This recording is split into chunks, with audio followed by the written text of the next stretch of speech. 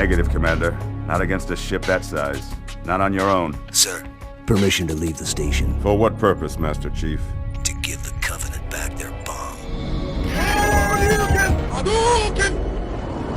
Perfect! That's the only time I see you.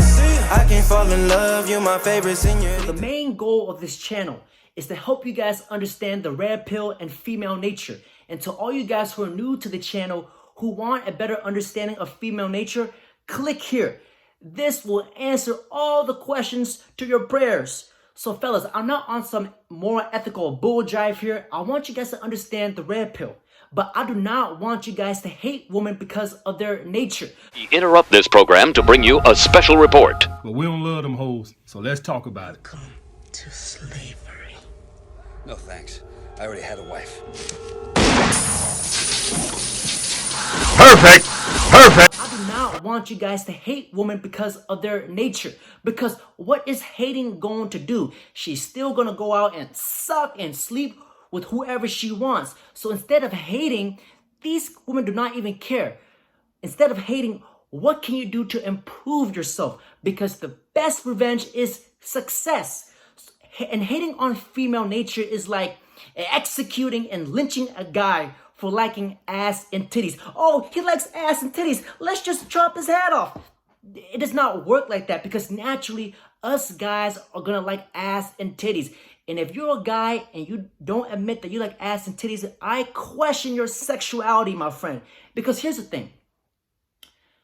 The black pill guys are guys who understand the red pill and female nature, but they fail to start with the self-improvement, so they use the black pill as a scapegoat. Oh, if I don't have the looks, oh, if I'm not 6 feet, oh, if I don't have 6 figures, if I don't have a 6-inch flesh rocket, I'm doomed. I just give up on women. Good for you. More cheeks for me to go on a cheek slamming demolition. Because here's the thing. The black pill guys are just so focused on one thing that they delude themselves from reality. It's not real, because here's the thing. If you are so focused on one thing about female nature, all looks, money, and this and that, if you're so focused on one thing, you do not understand the concepts of intergender relationships. Because there are 2 key elements to intergender relationships that you guys must understand. And this boils down to attraction and arousal. So the arousal stage is, I want you guys to think of it like a book cover. The book cover has to be at least appealing for her to pick it up. That's the arousal stage. But the attraction stage is when she picks up the book, and when she opens up the book, is the pages going to be blank? Or is it going to be interesting, worth reading? Damn, son, where'd you find this? Please don't wake me, that's the only time I see you. I can't fall in love, you my favorite señorita. So here's the thing. What I noticed that a lot of guys do is that they're just so focused on one aspect of female hypergamy. Because if you're so focused on one aspect of female nature, you do not understand the true concepts of intergender relationships. Because I want you guys to look at it like this. Intergender relationships is like being a quarterback in the NFL. Because first of all, being a quarterback in the NFL, that is the most important position, but it is the most difficult position. That's what intergender relationship is. Because if you guys think of an NFL quarterback, if he does not perform, the offense does not run. Exact same concept in intergender relationships. Because as a man, if you're not confident, if you do not perform, the woman will leave. Your team is going to be trash. But check this out. So let's hypothetically say a quarterback, you are the quarterback, but you know, your arm strength is not that great. Your accuracy is not great. But what can you do? You can improve your mobility and escape the pocket like Lamar Jackson and Russell Wilson. Okay, if you don't have the mobility, if you have the mobility like a turtle, like Tom Brady, his accuracy and his long ball improves. You understand what I'm saying? Because think of it of intergender relationships. Because if one area is insufficient, another area is going to be sufficient. Do you understand what I'm saying? It's like the saying, if a man is blind, his hearing improves. That's what I'm trying to get with this. Because looks is not the end all be all. It all boils down to the attraction stage. Is the book appealing enough for her to pick up? And the attraction stage is where, okay, can I pick this up and read this book long term? So the arousal stage is your sex appeal. Do you have fashion? Do you go to the gym? Do you work out? Or do you have bigger man boobs than her? And the attraction stage, I broke this down into 4 P's, okay? Performance, pre-selection, purpose, and protection. So the performance stage of attraction. So at the performance stage, you need to be at least a 5 on her look scale. And if you're not a 5 on the look scale with her, you have no chance of her falling in love with you. This is like shooting a basketball from full court. You have to be at least a 5. And what you guys need to understand is that look is all subjective. Some girls are going to find you attractive. Some girls are not. Some girls are at a stage where they want the pretty boys. Some girls are at a stage where it's all about personality. I want a guy who's funny, who's very charismatic. Or they're at a stage where I want me a beta male provider. It's kind of like us guys. Some guys like long titties. Some guys like big booty. Some guys prefer girls with nice face, no tits, but no ass. I don't know how they do it, but I like my woman thick. But anyways, guys, we all know that one guy who doesn't have much, who does not look the greatest, but he has true, genuine confidence. You can put this guy out on the street. You can just give him a leaf over his dick and he feels like he can get any girl because that's true, genuine confidence.